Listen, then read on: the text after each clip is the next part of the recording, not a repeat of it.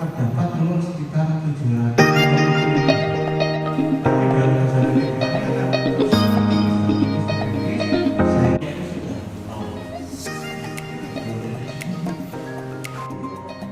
Universitas Jember melalui Pusat Layanan Kesehatan UMC LP2M membentuk kader kesehatan reproduksi yang terdiri dari 30 orang perwakilan mahasiswa di tiap-tiap fakultas di lingkungan Universitas Jember. Kader kesehatan reproduksi ini bertugas untuk mengkampanyekan kesehatan reproduksi yang dikemas dalam program-program yang sesuai dengan usia mereka, yang bisa dilakukan secara langsung ataupun melalui media sosial.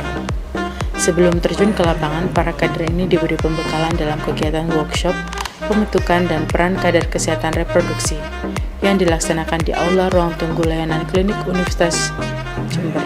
Menurut Dr. Ulfa Elvia, MKes SP BPRIK, Kepala Pusat Layanan Kesehatan, kader kesehatan reproduksi ini perlu dibentuk karena kasus-kasus yang berkaitan dengan kesehatan reproduksi banyak terjadi khususnya di kalangan anak muda.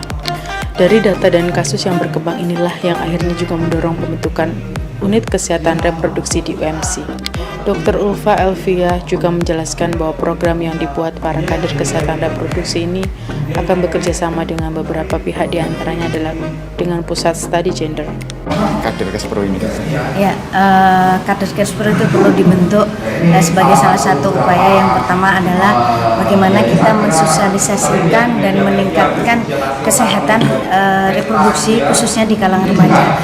Mengingat kasus-kasus yang berkaitan dengan kesehatan reproduksi itu banyak terjadi, di antaranya seperti peningkatan aborsi yang cukup tinggi, dan menurut angka kejadian bahwa angka aborsi itu bisa mencapai 36, data terakhir baru tahun 2020-2021 itu terjadi 36 per 1000 perempuan, bisa kita bayangkan gitu.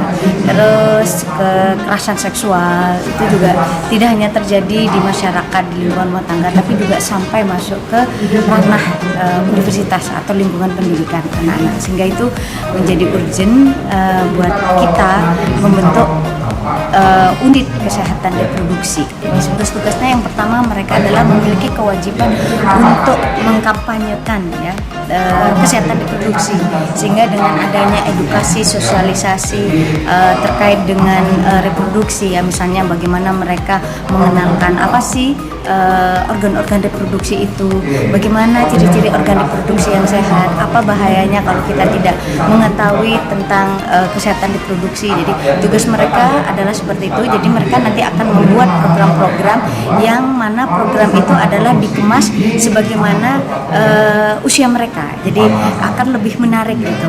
Entah itu nanti lewat sosial media ataupun merupakan program-program yang langsung, misalnya seperti outbound atau kegiatan-kegiatan lainnya. Jadi kita buat dikemas semenarik mungkin sehingga mereka paham. Dr. Ulfan menambahkan, para kader kesehatan reproduksi UMC dan Pusat Studi Gender akan mendata persoalan apa saja yang terkait dengan kesehatan reproduksi di lingkungan kampus sebagai fokusnya. Kemudian kepada masyarakat sekitar kampus dan masyarakat Jember pada umumnya, sehingga dapat memberi gambaran layanan yang tepat yang harus disediakan. Sementara itu, di kesempatan yang sama, Ketua Perkumpulan Keluarga Berencana Indonesia PKBI Jember, Profesor Dr. Hadi Prayitno, MKes, sangat mengapresiasi dengan dibentuknya kader kesehatan reproduksi di Universitas Jember.